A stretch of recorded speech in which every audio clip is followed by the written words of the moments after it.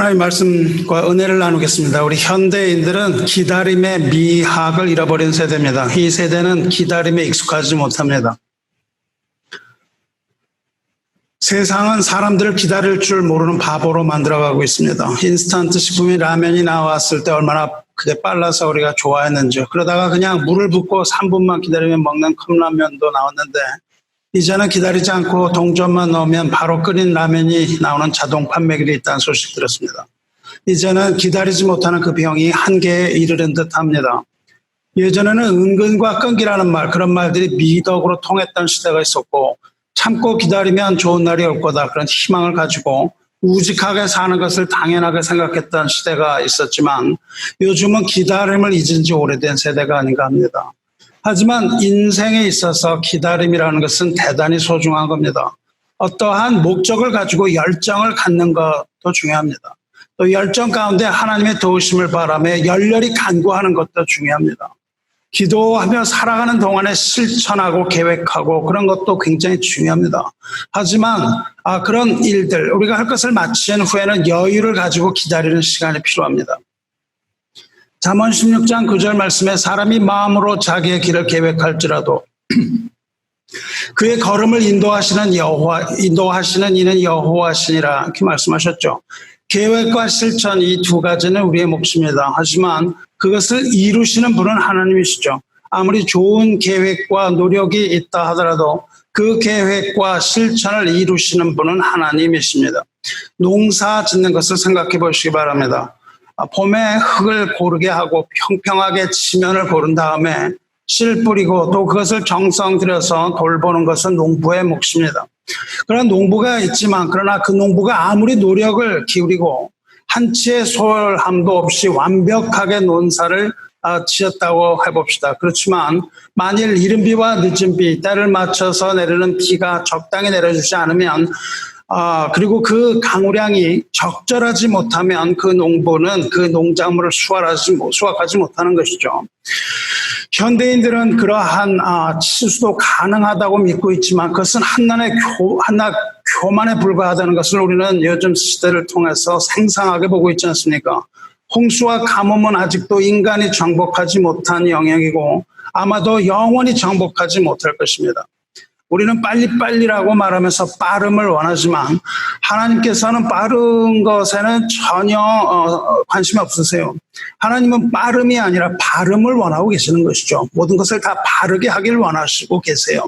인간의 조급함에는 별 관심이 없습니다. 예수님께서도 오래 기다리셨습니다. 예수께서도 아버지의 때가 무르익을 때까지 인내하고 기다리고 또 기다리셨습니다. 그리고 하나님도 오래 참으시는 하나님이시죠. 모든 이가 다 멸망하지 않도록 오래 참으셔서 다 회개에 이르러 구원받기까지 기다리십니다. 그래서 하나님께서는 천년을 하루같이, 하루를 천년같이 오래 참아서 기다리시는 것 아닙니까? 20세기 문학의 대표 주작 여기면서 보헤미안 소설가요 수필가였던 프란츠 카프카라는 사람이 이러한 묵상의 글을 썼습니다. 독일어로 썼는데 영어 제목은 이렇습니다. 영어 제목이 Reflections of Sin, Pain, Hope, and the True Way. 우리말로 번역하면 죄와 고통과 소망과 진리의 길에 대한 생각 정도 되겠죠. 우리의 죄와 죄 때문에 생겨나는 고통, 그리고 그 고통 가운데서 솟아나는 희망, 그리고 진리의 길, 이런 것들에 대한 짧은 생각입니다. 아주 짧아요. 아주 짧으니까 여러분이 시간 내서 한번 읽어보면 재미있을 겁니다. 여기 이것을 읽어보면 우리가 깊이 생각해 볼 만한 대목이 나옵니다. 제가 읽어보겠습니다. There are two cardinal sins from which all others spring: impatience and laziness. 거기 spring 다음에는 콜론 찍혔어요.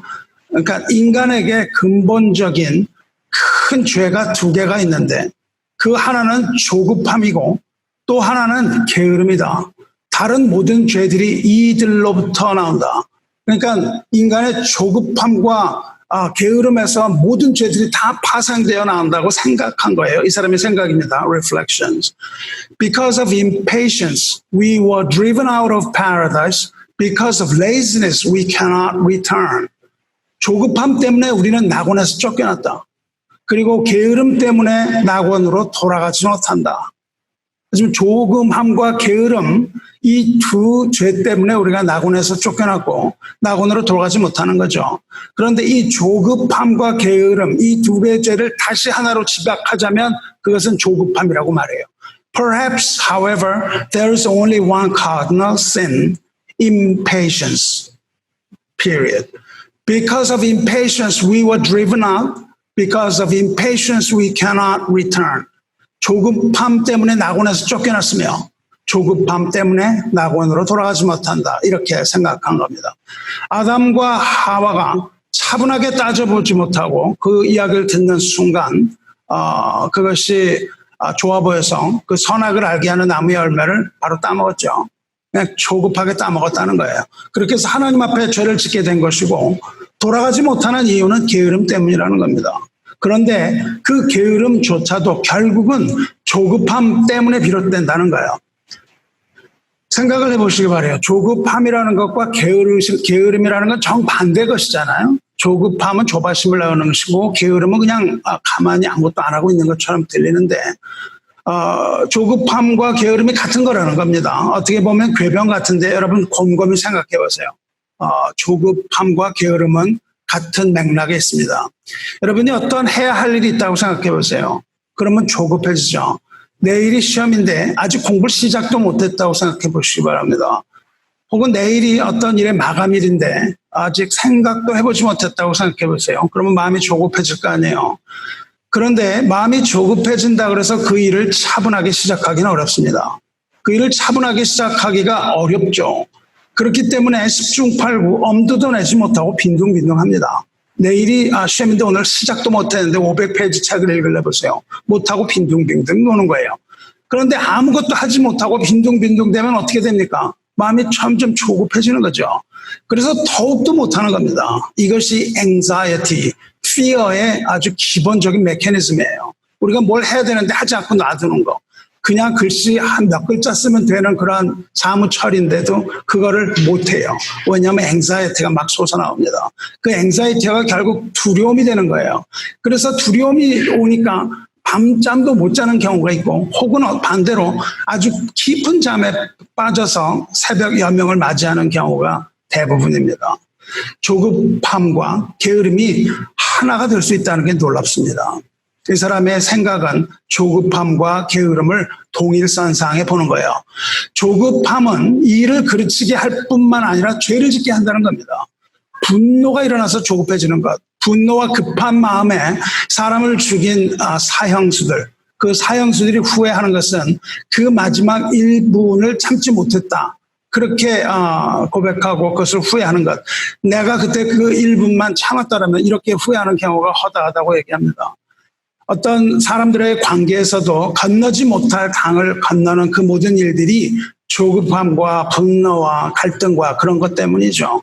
조급함으로 우리가 한마디 내뱉은 말이 다시는 주워담지 못할 그러한 것이 되기도 하는 것이죠. 우리가 기도할 때도 마찬가지라는 거예요.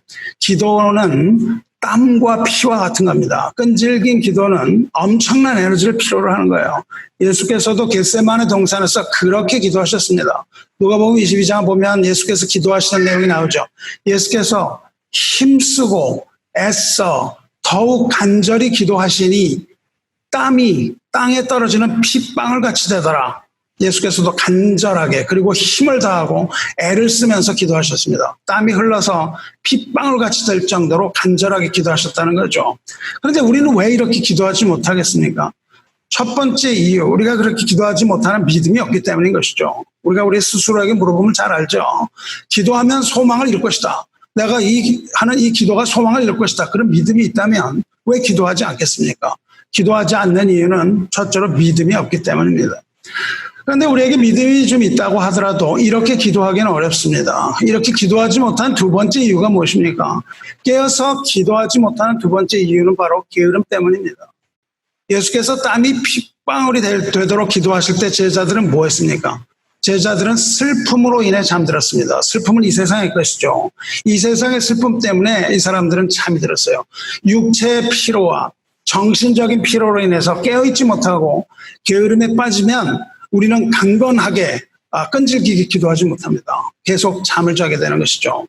기도하지 않는 두 번째 이유는 게으름입니다.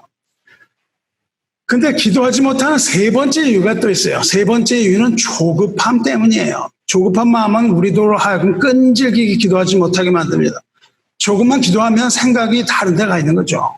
우리가 기도에 집중하지 못하고 다른 데로 가요. 세상적인 것으로 바로 가버립니다. 기도가 곧바로 실행되지 못하고 하나님께서 그걸 이루어지지 않는다는 생각이 들면 마음이 조급해지고 그 조급한 마음의 기도를 중단하게 되는 거죠. 때때로 우리가 하나님께 기도하고 무엇인가 간절히 구할 때가 있을 겁니다. 여러분의 생애 중에 이럴 때가 몇 번은 있어요. 하나님 앞에 아주 간절해지는 때가 있습니다. 무엇이라도 지푸라기로도 붙들고 싶은 그런 마음이 있을 때가 있죠. 그런데 참 이상한 것은 그럴 때 더욱 기도의 응답이 늦어지는 거예요. 간절할수록 점점 더 기도의 응답이 늦어집니다. 그렇게 기도의 응답이 늦어지고 답답한 때가 있는 것이죠. 그래서 우리는 하나님이 우리를 기도를 듣지 않으시네 그렇게 얘기합니다. 하나님이 우리의 기도를 외면하시네. 나 같은 사람 기도를 뭐 들으시겠어? 이렇게 생각을 하면서 기도를 포기하고 마음은 전혀 딴 데를 향하여 달려가는 거죠. 여러분, 우리는 특히 실패를 거듭할 때가 있고 특히 실패를 거듭하는 사람들이 있습니다. 뭐 비로 넘어져도 코가 깨진다는 거죠. 인생에서 실패를 거듭하는 사람들은 조금만 기도해보고는 바로 판단합니다. 역시 마찬가지구만. 내 기도 들으시겠어? 이렇게 생각하고 기도를 당장 멈추죠. 수많은 기다림의 시간에 대한 무력감이 있어서 그래요. 우리 마음 가운데 무력감이 짓누르는 거죠. 당혹합니다. 우리가 무엇을 하려고 하는데 그것이 좌절되는 것. 그 당혹감으로 좌절되는 거죠. 수없이 많았던 거절 때문에 그 수없이 우리가 떨어졌던 그 탈락 이런 것들을 겪어서 이제는 실패에 무기력해지는 거예요. 계속 실패하는 것에 무기력해지고 기도 자체를 포기하게 되는 경우를 많이 보았습니다. 그럼에도 불구하고 지치지 않고 도전하며 살지만 또 실패합니다. 실패를 거듭하는 거예요. 그런데 그 사람이 실패하는 것이 그 사람의 잘못 때문이겠습니까? 잘못했다고 실패하는 건 아닙니다. 잘했다고 성공하는 것도 아니에요. 여러분 돌아보세요. 내가 잘했다고 성공하고 잘못됐다고 실패한다면 그것은 정말 잘못된 생각입니다. 이 사람이 못나서 실패했겠습니까? 아닙니다. 잘난 사람도 계속해서 실패하는 경우가 많습니다. 실패를 반복하게 되면 기도하기가 점점 더 어려워지는 거예요. 그래서 기도는 점점 짧아지고 쉽게 포기하게 되는 겁니다. 그런데 우리가 반드시 알아야 하는 것이 하나 있습니다. 우리가 잊지 말아야 하는 것은 하나님의 자녀가 잊지 말아야 하는 것은 하나님께서 응답하시지 않는 자녀의 기도는 하나도 없다는 거예요. 하나님께서는 자녀의 기도에 모든 기도에 다 응답하신다는 겁니다. 기도의 성취가 늦어지는 원인이 하나님께서 기도를 듣지 않으셨다거나 응답하지 않으셨다거나 거절하셨다는 뜻이 아닌 것을 여러분 잊지 말아야 합니다. 우리 어떤 기도에 대해서 하나님의 응답은 우리가 기도하는 즉시 떨어지는 거예요. 우리가 기도하는 순간에 하나님의 응답이 떨어지는 거예요. 그리고 하나님께서는 그 순간에 하나님의 천사를 부르시는 겁니다.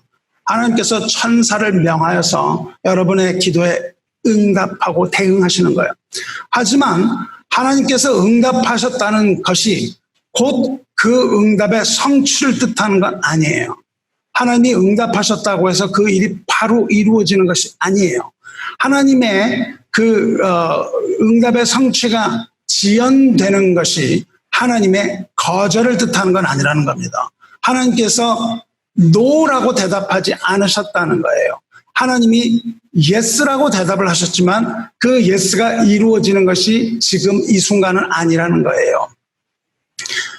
이것을 아시기 바랍니다. 기도의 영역은 영적인 영역이에요. 우리 몸은 온전한 우리의 몸은 육과 혼과 영이 있어요. 여기서 혼과 영을 합해서 우리의 영혼이라고 합니다. 혼은 우리의 지정의, 즉 우리의 생각과 감정과 의지를 말해요. 우리의 생각과 감정과 의지의 영역이고 여기에 영이 우리의 혼과 유기적으로 결합되어 하나입니다. 영과 혼이 분리되어 있지 않고 하나예요. 하나인데 하나로서 이것을 영혼이라고 부르는 객체로서 존재해요. 우리는 영혼과 육체로 이루어져 있습니다. 기도가 우리의 생각과 감정과 의지의 영역에서만 이루어지는 것이 아니라 사실은 그보다도 한 단계 위인 영혼의 영역에서 이루어진다는 거예요. 우리의 육과 혼과 영의 그 집합체인 중에서도 우리의 영을 통하여서 하나님과의 소통, 하나님과의 커뮤니케이션이 일어나고 있다는 겁니다. 하나님은 영이시기 때문에 하나님은 우리의 영과 조우하시는 거예요. 하나님은 우리의 영과 조우하시고 우리의 영혼과 소통하셔서 우리의 영을 통해서 우리의 생각과 감정과 의지를 터치하시는 거예요. 우리의 생각이 변하는 것은 영이신 하나님께서 우리의 영을 통하여 우리와 소통하심으로 우리의 생각과 감정과 의지가 변화되는 거예요. 우리가 기도할 때 우리의 생각이 변화되고 우리의 감정이 위로받고 우리의 의지가 변화되는 것 말합니다. 영혼이 붙들림을 받은 사람이 하나님의 사람이에요. 영이 하나님을 향한 사람, 영이 하나님을 향하여 부르짖는 그 사람이 하나님의 백성입니다. 새로이 거듭난 영을 소유한 사람이 하나님의 자녀예요. 우리의 영이 그대로 변치 않고 있다 할지라도 우리의 영이 새롭게 거듭나면 우리는 하나님의 자녀입니다. 우리의 기도가 영의 영역으로 가야 돼요. 여러분의 입에서 머물러서는 안 돼요. 여러분의 그 인간적인 이성의 차원에서 머물러는 안 됩니다. 우리의 생각에서 기도가 머물러서는 안 되는 거예요. 우리는 그렇게 만약에 우리의 기도가 우리의 이상의 차원에서 머문다면, 우리의 생각에서 머문다면 우리가 하나님께 구하는 것은 세상의 것 이외에 없습니다. 세상의 것 이외에 무엇도 구하지 못해요. 왜냐하면 하나님과 차단되었기 때문에 그렇습니다. 하나님을 차단하고 우리의 목소리가 메아리가 되어서 우리에게 계속 반복해서 떠들고 있는 것이에요. 이 세상의 것만을 구하는 겁니다. 썩어 없어진 이 세상의 것만을 구해요. 우리는 영적으로 민감하게 반응해야 되는 거예요. 하나님께 영적으로 민감하게 반응하며 영적인 세상을 살아야 하는 거예요. 영적인 세상에서 하나님과 만나서 영적인 기도를 해야 하는 거예요. 육의 세계는 아주 제한적입니다. 하지만 영의 영역은 육의 영역에 비해서 무한하게 큰 영역이에요. 우리는 기도를 통해서 세상 끝까지 갈 수 있습니다. 이 우주의 바깥까지 갈 수 있어요. 우주의 바깥을 건너서서 제2의 하늘까지 이룰 수 있습니다. 제2의 하늘을 넘어서 제3의 삼층천까지 이루는 거예요. 하나님의 계시는 곳까지 우리의 영은 무한히 뻗어가는 거예요. 그렇게 뻗어가는 그 영으로서 하나님의 보좌 앞에 나아가야 하는 거예요. 그러나 우리가 제한적으로 살고 있기 때문에 죄로 인해서 눈이 어두워진 우리는 영의 세계에서 어떤 일이 일어나고 있는지를 알지 못하는 거예요. 영의 세계에서 일어나고 있는지를 알지 못하고 있습니다. 그래서 우리는 육에 갇혀서 계속 육적인 이야기만을 하고 있는 거예요. 그리고 좌절하고 실망하고 쓰러지고 좌절하고 실망하고 쓰러지고 이것을 계속하고 있는 겁니다. 우리는 영의 세계에서 어떤 일이 일어나고 있는지 알지 못해요. 그 누구도 영의 세계에서 어떤 일이 일어나고 있는지 아는 사람은 하나도 없습니다. 만일 하나님께서 계시하여 주시지 않는다면 우리는 영의 세계에 대해서 한치도 알 수 없는 겁니다. 그런데 하나님께서는 영의 세계에 대하여 흘끔흘끔 볼 수 있도록 그것을 계시해 주셨어요. 성경을 통해서 영의 세계를 엿볼 수 있는 그것들을 가르쳐 주십니다. 기도가 존재하는 그 영의 세계에서 어떤 일이 일어나고 있는지 구약성경 다니엘서를 통해서 조금 보여주셨습니다. 그렇기 때문에 우리는 영적으로 아주 얻은 장님과 같은 그러한 눈을 가지고서도 막연하지만 영의 세계를 조금 두드려보고 영의 세계를 조금 볼 수 있는 눈이 조금씩 열린 겁니다. 다니엘서 10장입니다. 다니엘이 환상을 보죠. 다니엘을 환상을 보면서 기도를 해요. 얼마를 기도하냐면 21일 동안 기도합니다. 3721 그것을 37일을 기도를 해요. 그리고 기도하고 나니까 몸이 힘이 쫙 다 빠져요. 여러분들 기도하고 아주 힘들어요. 설교도 하고 나면 아주 힘이 빠져요. 영적인 것이기 때문에 그래요. 아주 힘이 빠지고 온몸에 힘이 빠지고 힘이 다 없어져 버립니다. 다니엘이 21일간 금식하고 기도하면서 온몸에 힘이 다 빠져서 쓰러져요. 그때 천사 음성을 듣고 천사의 음성을 듣는 중에 깊은 잠에 빠집니다. 그때 천사가 나타나서 다니엘을 어루만지죠. 그때 다니엘이 떨어요. 전율합니다. 다니엘이 전율할 때 천사가 그를 일으켜 세우고 말합니다. 10장 11절에 내게 이르되 천사가 내게 이르되 큰 은총을 받은 사람 다니엘아 내가 내게 이르는 말을 깨닫고 일어서라. 내가 내게 보내심을 받았느니라 하더라. 지금 기도를 20일 동안 하고 응답이 없어서 지쳐서 쓰러진 거예요. 그때 그 천사가 와서 어루만지면서 은총을 받은 사람 다니엘아 내가 네가 하는 말 듣고 일어서라 그렇게 얘기해요. 이 천사 이름은 알려지지 않았습니다. 하지만 하늘의 천사요 가장 큰 천사 중에 하나이며 하나님의 소식을 전하기 위하여 보내심 받은 천사입니다. 천사가 이 말을 할 때 다니엘이 떨면서 일어납니다. 그리고 또 다니엘에게 천사가 말합니다. 다니엘아 두려워하지 말라.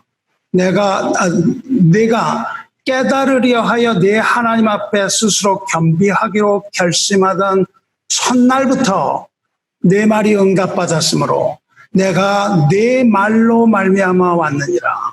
그렇게 말해요. 다니엘이 하나님 앞에 서서 기도하기 시작하는 그 첫날에 다니엘의 기도가 이미 응답받았다는 거예요. 그리고 그 천사가 다니엘이 온 것은 다니엘의 기도 때문이라는 겁니다.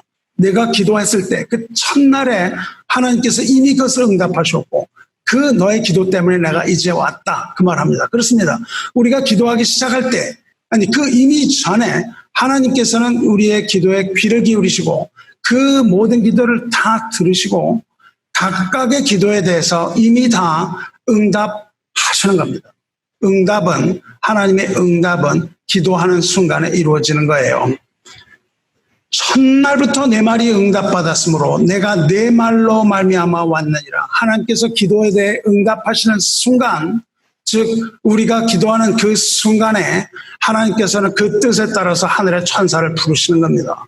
그리고 기도 응답을 이루기 위하여 곧바로 그 천사를 보내시는 거예요. 하지만 천사는 설명합니다. 오는데 세 일이니까 3 weeks, 37일, 즉 22일이 걸렸다는 거예요. 21일 동안 다니엘은 인내하며 기도하고 있었어요. 금식하고 인내하며 기다립니다. 그리고 늦어진 이유를 설명하는데 이유인즉슨 바사국 군주, 즉 페르시아 왕이 가로막았기 때문이라고 설명하죠. 천사가 다니엘에게 오려고 애썼지만 강력한 페르시아 왕의 방해 때문에 오지 못하고 있던 중 가장 높은 천사 미가엘이 와서 페르시아 왕을 격파하고 21일 만에 다니엘에게 올 수 있었다. 그렇게 설명해 줍니다. 주 안에 사랑하는 성도 여러분, 우리가 보지 못하는 영의 세계는 아주 악한 세력들과 대격돌이 벌어지고 있는 그러한 영역이에요. 우리가 보지 못하는 그 두 번째 하늘, 우리가 보는 이 푸른 하늘 위에 있는 그 두 번째 하늘에서는 악한 세력들과의 격돌이 일어나고 있는 겁니다. 여러분이 기도하는 순간 격돌이 일어나고 전쟁이 벌어지고 있다는 거예요. 악한 세력들은, 그 악한 영들은 하나님의 가장 높은 천사조차도 방해하는 그런 거대한 연합된 세력입니다. 다니엘의 기도는 하늘에 다다랐고 하나님께서는 그의 기도를 들으셨습니다. 그리고 응답하셨고 천사를 파견하셨습니다. 그러나 천사는 쉽게 오지 못했습니다. 마귀의 세력과 싸워야 했기 때문입니다. 여기서 우리는 무엇을 볼 수 있습니까? 악한 영의 세력의 힘이 막강하다는 점입니다. 그리고 하나님의 천사들이 각각 다른 계급과 능력이 있는 것처럼 악한 영의 영역에도 그러한 전투 체제가 있다는 거예요. 아주 잘 짜여진 전투 체제가 있다는 거예요. 에베소 6장 12절에 보면 우리의 싸움은 혈과 육을 상대하는 것이 아니요 통치자들과 권세들과 이 어둠의 세상 주관자들과 하늘에 있는 악한 영을 상대함이라 그랬죠. 성경을 보면 3명의 천사가 나옵니다. 그 천사는 천사장 미카엘입니다. 하나님의 명을 받아서 악한 영들과 싸우는 천사장입니다. 또 천사장 가브리엘이 있습니다. 예수께서 탄생하실 때 요셉과 마리아에게 메시아의 탄생 소식을 전한 천사죠. 그리고 세 번째로는 루시퍼라고도 알려져 있는 마귀입니다. 루시퍼는 물론 타락한 천사장이죠. 주 안에 사랑하는 여러분, 다니엘서에서 우리가 깨달을 수 있는 것은 다니엘의 기도가 보좌에 앉으신 하나님의 귀에 울렸다는 점입니다. 그리고 다니엘의 기도는 영의 세계를 뒤흔들어 놓았습니다. 다니엘의 기도는 그렇게 강력한 힘으로 영의 세계를 강타한 겁니다. 비상사태가 발생한 거죠. 무려 20일 동안이나 하늘에서는 영의 전쟁, 영적 전쟁이 벌어진 겁니다. 다니엘의 기도 때문에 말입니다. 성도 여러분, 이것이 영으로 드리는 기도의 위력이에요. 여러분이 영으로 기도하면 영의 세계가 흔들리는 겁니다. 그래서 사도 바울은 내가 영으로 기도하고 또 마음으로 기도하며 내가 영으로 찬송하고 마음으로 찬송하리라 그렇게 얘기하는 겁니다. 영과 마음, 영과 여러분의 생각으로 기도하고 여러분의 영으로 찬송을 부르고 여러분의 마음으로 찬송을 드려야 되는 것이죠. 우리의 기도가 입으로만 하는 그런 기도가 아니라 마음속 깊이 그리고 영으로 드리는 기도라면 하늘의 보좌를 흔드는 기도가 되는 겁니다. 이러한 영적인 기도는 마귀의 나라에 강력한 지진을 불러일으키는 그러한 기도입니다. 마귀가 필사적으로 막는 그런 기도를 말하는 겁니다. 여기서 우리가 짚고 넘어가야 할 것은 다니엘이 금식하며 기도한 날짜가 21일이며 또한 영적으로 그 악한 영을 무너뜨리고 천사가 다니엘에게 오는데 걸린 날짜가 또한 21일. 기도의 날수와 영적 전투가 끝나는 그 날수가 일치한다는 점입니다. 다니엘이 살던 세상에서 드리던 기도의 시간, 그 기도의 시간과 영적 전투의 시간이 일치하다는 그것은 많은 것을 시사합니다. 만일 다니엘이 10일 만에 기도를 멈추었거나 혹은 20일 만에 기도를 멈췄다면 천사는 그에게 오지 못했을지 모릅니다. 천사가 오는 것을 다니엘이 막은 셈이 되는 겁니다. 다니엘이 기도를 그침으로 천사가 오지 못하게 하는 것이죠. 하지만 다니엘은 끈질기게 21일간 금식하며 기도했고 마침내 천사는 하늘에서 일어나는 영적 전투 끝에 마침내 다니엘에게 오는 겁니다. 이제 여러분에게 질문하겠습니다. 여러분은 기도 중에 천사가 여러분에게 오는 것을 막지 않습니까? 다시 한번 질문하겠습니다. 여러분은 21일간 기도하지 못하고 낙심하거나 좌절하거나 혹은 하루도 못 되어서 기도를 포기한 적이 있습니까? 열흘 만에 기도를 포기한 적이 있습니까? 20일 만에 포기한 적이 있습니까? 이것이 해답입니다. 이제 기도가 이루어지는 그날까지 영적으로 기도해야만 하는 이유를 여러분 아시겠습니까? 천사가 오는 그날까지 기도해야 할 줄로 믿습니다. 천사가 하나님의 메시지를 들고 오는 그날까지 쉬지 말고 기도해야 되는 거예요. 여러분이 하나님의 메시지를 받는 그날까지 기도해야 된다는 거예요. 그럼 어째서 기도를 중단합니까? 실망했습니까? 낙심했습니까? 여러분 지쳤습니까? 아니면 여러분 게으릅니까? 조급해서 기다리지 못한다면 그 기도의 응답이 이루어지는 것을 보지 못할지도 모릅니다. 무언가 하나님 앞에 절박하게 구하지만 그 결과를 여러분 바라보지 못합니까? 혹은 현실에서 일어나는 일이 여러분이 바라는 거 아닌가요? 그래서 하나님께서 응답하지 않는다고 생각하고 기도를 중지하지 않습니까? 우리는 기도가 곧바로 우리의 현실이 되기를 원합니다. 기도를 하고는 그냥 바로 그것이 현실로 이루어지길 원해요. 하지만 현실에서 그것이 곧바로 이루어지지 않는 것을 보면 무기력해지는 가운데 자존심도 버리고 기도를 멈추고 싶은 그런 시험에 빠지는 겁니다. 여러분, 언제가 기도를 멈춰야 될 때입니까? 우리가 기도를 시작하면 끈기를 가지고 아주 우리의 마음과 뜻과 힘을 다해서 기도해야 돼요. 우리는 끈기를 가지고 아주 성실하게 해야 돼요. 모든 일을 할 때 여러분의 심지가 굳어야 됩니다. 오늘은 어떤 일을 한다고 하다가 내일은 집어쳐버리는 그런 사람과 마찬가지로 우리가 기도한다고 하다가 내일은 내팽개쳐버리는 그런 기도를 해서는 안 된다는 거예요. 아주 성실하게 해야 됩니다. 한번 시작했으면 끝장을 봐야 되는 거예요. 여러분, 언제가 기도를 멈춰야 되는 겁니까? 이것에 대한 저의 대답은 오직 한 가지입니다. 절대로 멈추지 말아야 합니다. 절대로 기도의 끈을 놓지 말아야 합니다. 하나님을 등지고 돌아서지 말아야 되는 거예요. 예수의 말씀을 기억하시기 바랍니다. 사람으로는 할 수 없으나 하나님으로서는 다 하실 수 있느니라.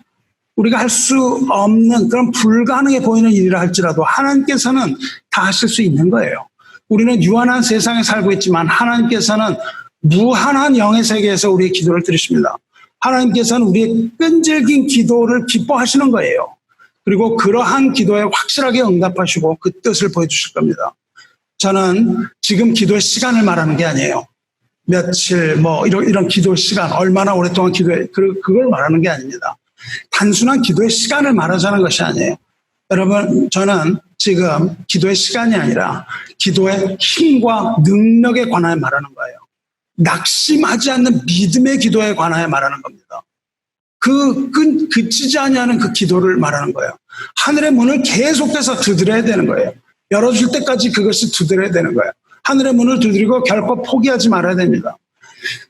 지금 여러분에게 일어나고 있는 그 수많은 문제들, 여러분에게 문제로 다가서는 그런 모든 것들, 그것을 열 수 있는 열쇠는 끈질기고 열정이 넘치며 하나님 앞에서 그냥 물같이 마음을 쏟아놓는 그런 기도예요. 여러분에게 어떤 문제가 있습니까? 문제가 발생했습니까? 지속적인 문제가 있습니까? 인간을 의지하는 것은 해결의 열쇠가 아니에요. 여러분이 의지할 대상은 사람이 아닙니다. 여러분이 의지할 대상은 권력자가 아닙니다. 여러분이 의지할 대상은 부자도 아니에요. 의사도 아닙니다. 변호사도 아닙니다. 지혜 있는 상담사도 아니고 치료사도 아니고 목사도 아닙니다. 아버지도 아닙니다. 물론 여러분을 돕는 사람들이 있습니다.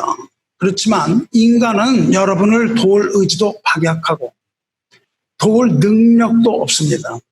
하지만 사람으로 할 수 없는 일을 하나님께서는 하십니다. 모든 문제는 오로지 하늘에 계신 하나님께 의뢰하는 것이 해결의 열쇠입니다. 그것을 기다리고 계시는 거예요. 여러분이 사람을 의지하고 하나님을 의지하지 않는 한 하나님은 기다리시는 겁니다.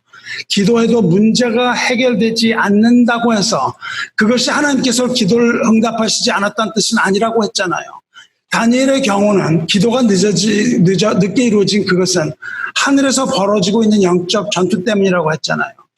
그리고 여러분의 문제가 해결되지 않고 있는 것도 하늘에서 영적 전투가 벌어지고 있기 때문이에요. 그래서 여러분이 시험을 받고 있기 때문에 그렇습니다.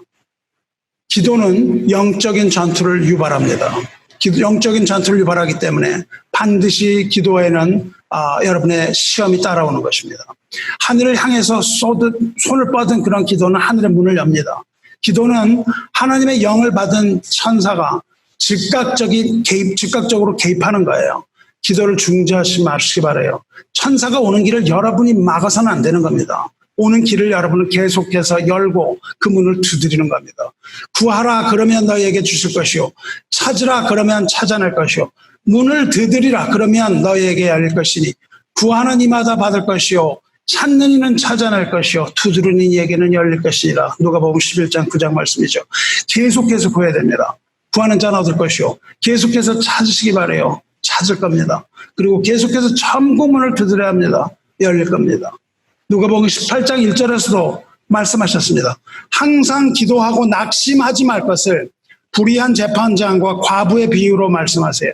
우리는 우리의 기도가 이루어질 때까지 인내하면서 꾸준하게 쉬지 않고 기도해야 됩니다. 만약 여러분이 무언가 심각한 문제로 하나님께 기도하고 있는데 아직 아무것도 이루어지지 않고 있다면 이렇게 하시기 바라요. 첫째로 여러분은 마음을 닫지 말아야 합니다. 그리고 하나님을 향하여 여러분의 영혼의 문을 활짝 열어놔야 되는 거예요. 천사가 왔을 때 우리 마음 가운데 들어와야 합니다. 성령이 우리 마음 가운데 들어올 수 있도록 그 문을 열어놔야 돼요. 낙심하지 마시기 바라요. 낙심이 여러분의 가장 큰 적입니다. 파멸로 이끌지 모르는 가장 큰 적입니다. 힘을 다해서 나를 공격하는 낙심과 싸워야 됩니다. 여러분 일어나시기 바라요. 그 천사가 다니엘에게 일어나라고 말하죠. 게으름은 모든 죄를 이끌어냅니다. 누워있지 말고 하나님 앞에서 기도의 끈을 놓지 말고 하나님을 섬겨야 합니다. 하나님 예배 드려야 됩니다. 섬김은 여러분을 인내하게 만드는 거예요. 예배 가운데 여러분 인내를 배울 수 있는 겁니다. 조급해하지 말고 꾸준하게 기도해야 돼요. 조급함 또한 모든 죄악의 어머니예요. 참지 못함과 조급함과 모든 기도를 다 망쳐놓을 수 있는 그런 원인이 될 수 있습니다. 인내의 기도, 무너지지 않는 기도는 마귀가 가장 두려워하는 여러분이 가지고 있는 무기예요. 그렇기 때문에 마귀는 여러분을 낙심하게 만들고 여러분 게으르게 만들고 조급하고 당황하게 만들어서 기도의 무기를 떨어뜨리게 하려는 겁니다. 저 여러분은 끈기 있는 기도를 필요해요. 기도가 말씀과 기도 이 두 가지로 여러분이 거룩해지는 것이고 여러분이 가지고 있는 무기는 두 가지밖에 없습니다. 말씀과 기도 외에는 그 마귀를 물리칠 수 있는 게 전혀 없다는 거예요. 기도는 모든 재산 다 주고도 살 수 없는 소중하고 강력한 여러분 하나님 자녀의 권리이고 무기입니다.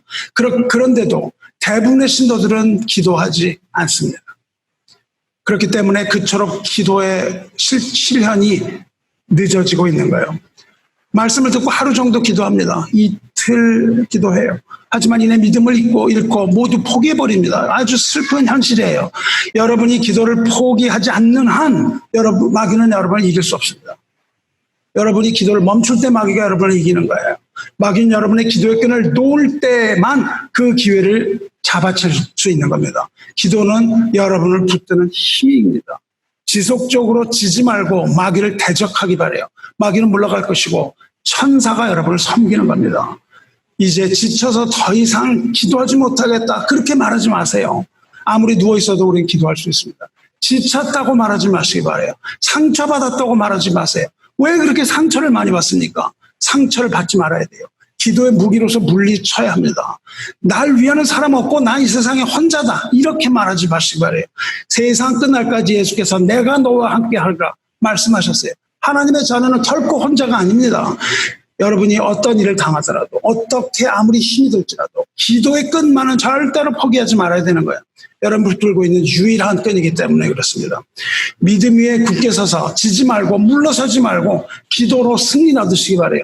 재난 가운데서도 믿음으로 굳게 서십시오. 문제의 중심에서 믿음으로 기도하시기 바라요. 폭풍 가운데서도 믿음으로 서시기 바랍니다.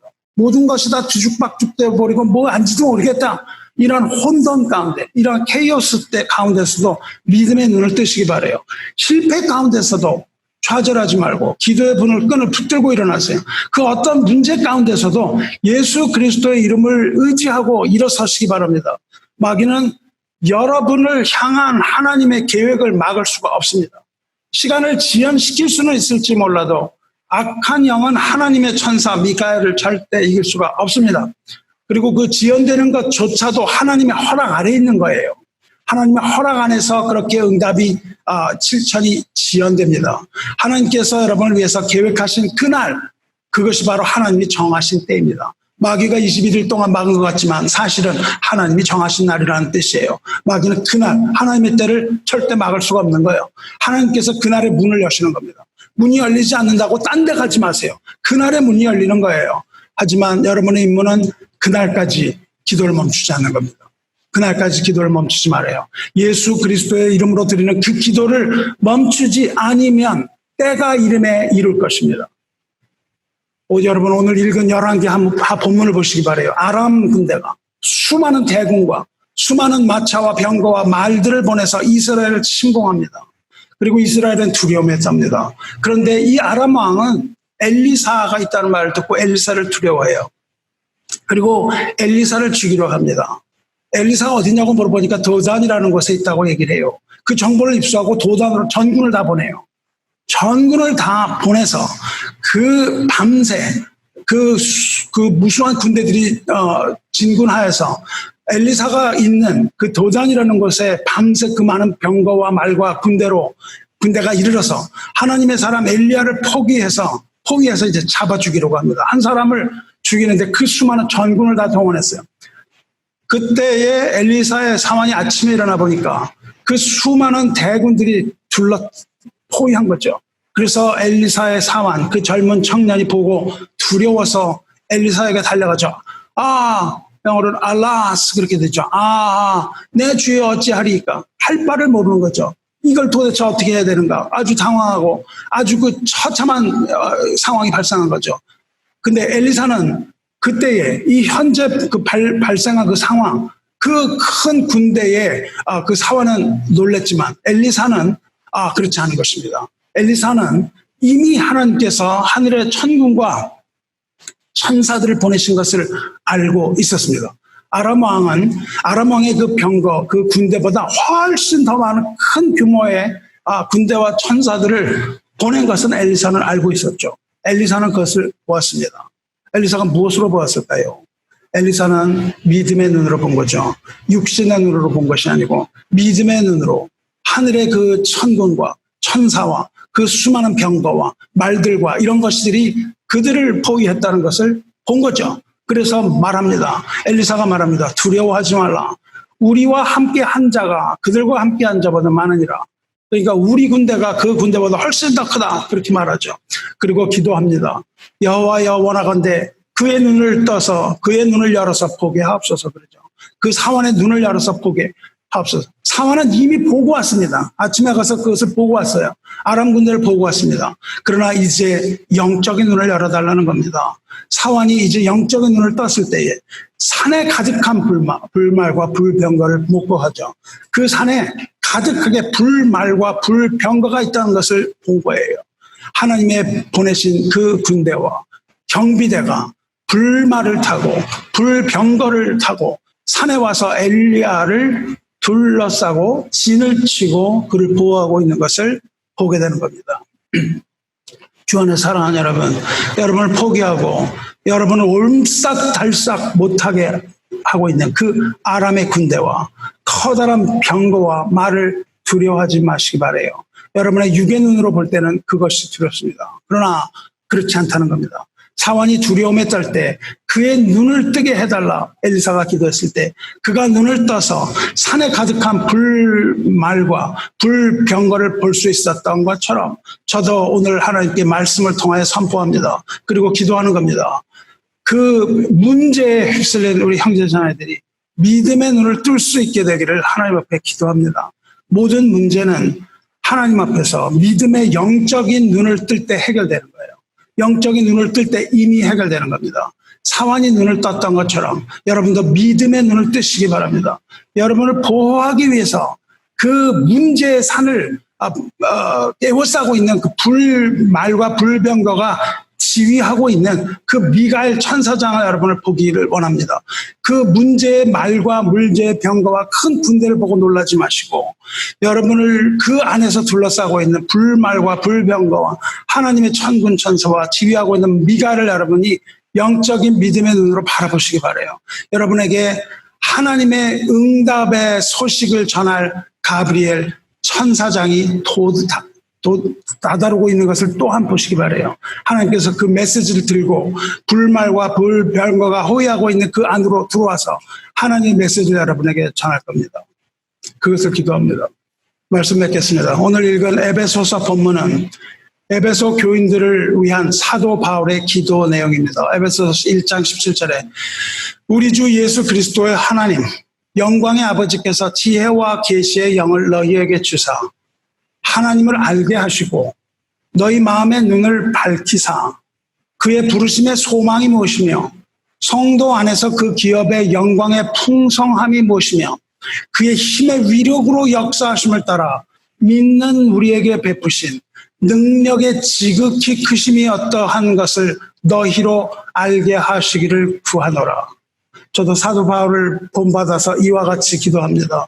우리 주 예수 그리스도의 하나님 영광의 아버지께서 지혜와 계시의 영을 저와 여러분에게 주사 하나님을 알게 하시고 우리 마음의 눈을 밝히사 그의 부르심의 소망이 무엇이며 성도 안에서 그 기업의 영광의 풍성함이 무엇이며 그의 힘의 위력으로 역사하심을 따라 믿는 우리에게 베푸신 능력의 지극히 크심이 어떠한 것을 우리들로 하여금 알게 하시기를 구하옵나이다. 그렇게 기도하겠습니다. 믿음의 눈을 뜨시고 기도의 줄을 놓지 마시고 끝까지 인내하면서 기도함으로 마침내 승리를 얻고 여러분의 모든 문제들이 다 해결되기를 주님의 이름으로 축원합니다. 소경의 눈을 뜨게 하시는 메시아 예수께서는 장님도 눈을 뜨게 하셨습니다. 소경의 눈을 뜨게 하시는 메시아 우리 주 예수 그리스도를 믿는 그 믿음으로 예수 그리스도의 이름으로 믿음의 눈을 뜨시기 바랍니다. 지금 여러분에게 천군과 천사들이 달려오고 있는 것을 보시기 바랍니다. 함께 기도하겠습니다. 은혜와 사랑이 충만하신 하나님 아버지, 오늘도 모든 자녀의 모든 문제를 아시고 자녀의 기도에 인자한 귀를 기울이시는 자비의 아버지, 하나님의 모든 능력과 그 한없는 사랑을 믿음으로 아버지 되심을 부끄러워하지 않으시고 우리 모든 기도를 들으시는 하나님 아버지, 우리의 모든 문제를 주님 앞에 내어놓고 기도드릴 때에 우리의 작은 신음소리까지도 모두 듣고 자녀를 위로하시는 아버지, 우리가 기도할 때 낙심하지 않게 도우시옵소서. 기도가 모든 문제의 열쇠임을 알면서도 연약함으로 인해서 언제나 쓰러지고 또 좌절하기 쉽사오니 우리에게 믿음의 눈을 뜨게 하셔서 자녀는 결코 혼자 있는 것이 아니라 보호하는 하늘의 군대와 인도하시는 하나님의 손길과 함께함을 바라보게 하시고 믿음의 눈을 열어서 천사들의 합창과 찬송 소리를 들으며 하나님께서 주시는 천상의 노래를 함께 부르게 하여 주시옵소서. 소경의 눈을 뜨게 하신 그러한 것처럼 우리 믿음의 눈을 뜨게 하신 우리 주 예수 그리스도의 이름으로 간절히 기도드리옵나이다. 아멘.